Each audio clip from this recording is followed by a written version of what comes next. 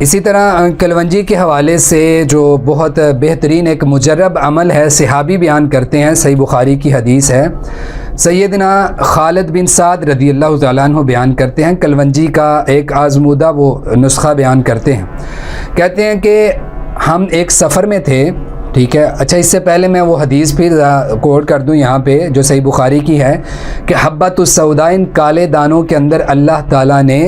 شفا رکھی ہے، من کل دائن، ہر بیماری سے، ٹھیک ہے۔ تو کلونجی جس کو ہم کہتے ہیں حبۃ السوداء، ایک چیز یہ بھی یہاں پہ ذکر کر دوں کہ اکثر محدثین کے نزدیک کلونجی کی بجائے کالے دانوں سے مراد جو حدیث میں بیان کیا گیا وہ کالا زیرہ ہے، جیسے فتح الباری میں حافظ ابن حجر رحمہ اللہ نے ذکر کیا ہے، اور بعض نے جو ہے وہ کہا ایک کلونجی ہے، اور بعض کہتے ہیں کہ اس سے مراد کالا زیرہ ہے، ٹھیک ہے، جو کالے دانے نبی صلی اللہ علیہ وسلم نے استعمال کرنے کا حکم دیا ہر بیماری سے شفا کے لیے۔ اور طبی طور پر بھی دیکھیں تو کالے زیرے کے بہت سارے فائدے ہمیں نظر آتے ہیں، حکماء کی زبان سے بتا رہا ہوں۔ بہرحال کلونجی یا کالا زیرہ اس میں اختلاف ہے، لیکن میں یہاں پہ واقعہ ذکر کرنے لگا ہوں۔ خالد بن سعد رضی اللہ تعالیٰ عنہ فرماتے ہیں کہ ہم ایک دفعہ اپنے شہر سے باہر گئے، کسی سفر میں تھے، تو سفر کے دوران ہی جو ابجز ہیں غالب بن ابجر، ان کی طبیعت راستے میں خراب ہوئی، وہ بیمار ہو گئے۔ تو پھر جب کہتے ہیں ہم مدینہ واپس آ گئے تو سفر میں بھی طبیعت ان کی خراب تھی، اور سفر سے واپسی پر آنے پر بھی مدینہ میں آنے تک ان کی طبیعت خراب رہی۔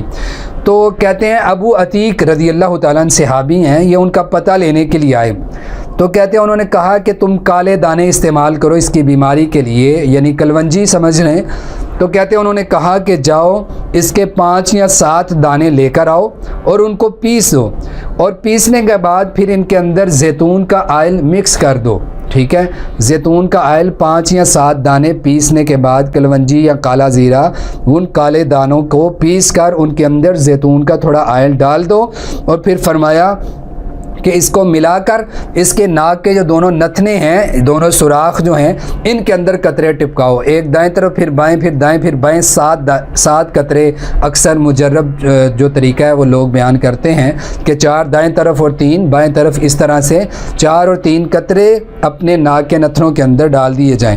تو یہ جو طریقہ بعد والا یہ میں مجرب بتا رہا ہوں، صحابی نے صرف قطرے ٹپکانے کا حکم دیا، اور پھر آپ نے فرمایا کہ مجھے ام المؤمنین یعنی ابو عتیق کہتے ہیں میں نے حضرت عائشہ رضی اللہ تعالیٰ عنہ سے حدیث سنی، آپ نے فرمایا رسول اللہ صلی اللہ علیہ وسلم نے کہ ان هذه الحبۃ السوداء شفاء من كل داء الا من السام، موت کے علاوہ ہر بیماری کی شفا اس کے اندر ہے۔ تو آپ نے یہ ایک طریقہ بیان کیا۔ تو یہ جو کالے دانے ہیں کلونجی یا کالا زیرہ،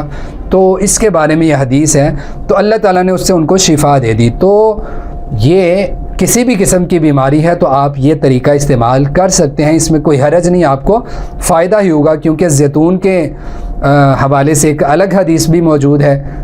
کہ تم اس کو کھاؤ بھی اور پیو بھی، لگاؤ بھی، یعنی اس کے اندر اللہ تعالیٰ نے شفا رکھی ہے، یہ جو زیتون کا آئل ہے۔ تو اس طریقے سے کلونجی اور زیتون آئل کو آپ مکس کر کے استعمال کریں، اس سے انشاءاللہ فائدہ ہوگا، واللہ اعلم۔